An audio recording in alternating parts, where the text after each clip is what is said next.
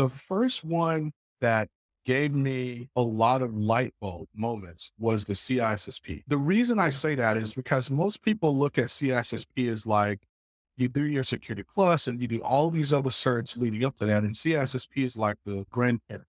But my approach was a little different because when I took it, I probably took it earlier than I should have in my career.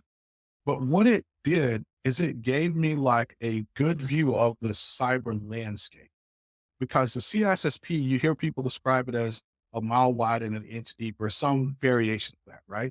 And the value and the beauty of that is you get to get insights into all aspects of cyber. And what that did for me is it made it more crystal clear to me which area of cyber I wanted to focus on because I had to learn a little bit about pretty much all of them to pass that exam. But learning that little bit let me know that, like, you know what?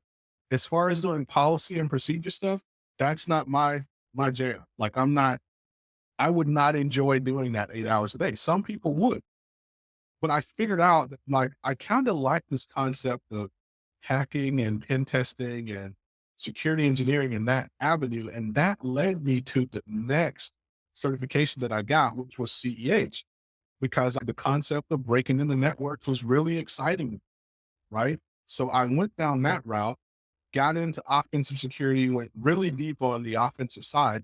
And that's what I built my career and my reputation and training and social media following. All that's built mostly off of my offensive knowledge and skills. Now, over time, going back to that career trajectory and being intentional, I knew that it was going to be valuable for me to pad out and balance out my expertise with defensive stuff and with management stuff.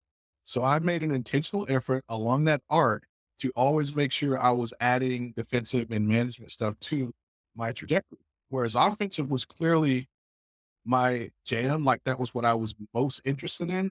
I made an intentional effort to weave in the other things so that when I got to a point in my career arc, I was solid all the way around.